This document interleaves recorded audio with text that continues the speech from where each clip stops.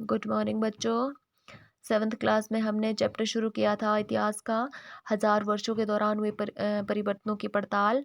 इसमें हमने पढ़ा कि किस तरह से मैप जो थे वो चेंज हुए। 100 साल 500-600 साल के बाद मैप किस तरह से चेंज हुआ। शब्दावली हिंदुस्तान, हिंदू, ये इस तरह के शब्द कैसे यूज़ किए गए। ये यहाँ पर जो इतिहासकार थे पांडुलिपि लिखते हुए यहाँ पर बैठे हुए हैं। नए और सामाजिक राजनीतिक समूह किस तरह से उभरे, नए क्षेत्र और साम्राज्य कैसे बने, और नए धर्म और पुराने धर्म के बीच में अंतर हमने पढ़ा था। आज हम यहाँ से पढ़ेंगे। यही वो युग था जिसमें इस महाद्वीप में नए नए धर्मों का भी आगमन हुआ। कुरान शरीफ का संदेश भारत में पहल 7वीं सदी में व्यापारियों और अप्रवासियों के जरिए पहुंचा। अंडरलाइन कीजिए, कुरान शरीफ सबसे पहले भारत में कैसे आया? व्यापारियों के द्वारा। मुसलमान कुरान शरीफ को अपना धर्म ग्रंथ मानते हैं। अंडरलाइन कीजिए, मुसलमानों का धर्म ग्रंथ कौन सा है? केवल एक ईश्वर अल्लाह की सत्ता को स्वीकार करते हैं, जिसका प्रेम, करुणा और उदारता अपने में आस्था रखने वाले व्यक्ति को गले लगाता है, चाहे उस व्यक्ति की सामाजिक पृष्ठभूमि कुछ भी रही हो। कई शासक इस्लाम और इसके विद्वान धर्मशास्त्रियों और न्यायशास्त्रियों अर्थात उलेमा को संरक्षण देते थे। हिंदू धर्म की ही भांति इस्लाम के अनुयायी भी अपने धर्म की अलग अलग तरह से व्याख्या करते थे। मुसलमानों में कुछ शिया थे जो पैगंबर साहब के दामाद अली के को मुसलमानों का विधि सम्मत नेता मानते थे। शिया कौन थे? अली के अनुयायी, मतलब पैगंबर साहब के दामाद के अनुयायी। और सुन्नी थे जो खलीफाओं को अपना नेता मानते थे। आपको सिर्फ दो वो उनके जो इस्लाम के जो दो ग्रुप बने थे, शिया और सुन्नी, आपको ये याद रखना है। हाँ, इस्लाम के आरंभिक दौर में इस धर्म का नेतृत्व करने वाले खलीफा कहलाते थे। जो नेतृत्व करते थे, नेता थे, उन्हें क्या कहा जाता था? खलीफा। और आगे भी इनकी परंपरा चलती रही। इस्लामी न्याय सिद्धांत विशेषकर भारत में हनफी और शफी ऐसे सिद्धांत हैं कि विभिन्न परंपराओं में भी कई महत्वपूर्ण अंतर रहे हैं। ऐसे ही धर्म सिद्धांतों और रहस्यवादी विचारों को लेकर विभिन्नताएं देखने को मिलती हैं। आगे है समय और इतिहास के कालखंडों पर विचार। समय के बारे में हमने 6ठी क्लास में पढ़ा है कि किस तरह से समय को किस तरह से पहचाना जाता है।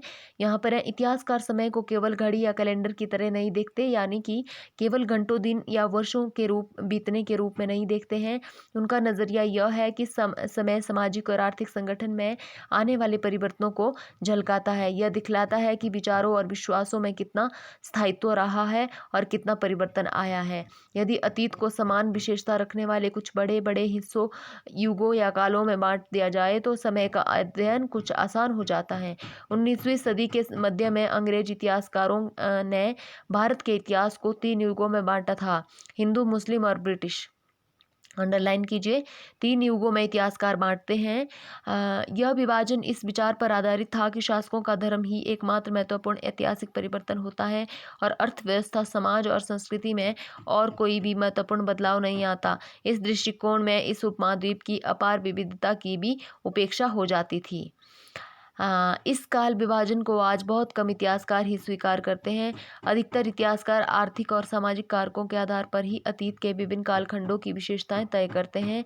पिछले साल आपने जो इतिहास पढ़े थे उसमें प्राचीन समाजों के कई प्रकार का समावेश था, जैसे शिकारी संग्राहक, प्रारंभिक दौर में के कृषिकर्मी, शहरों और गांवों के निवासी और प्रारंभिक दौर के राज्य और साम्राज्य।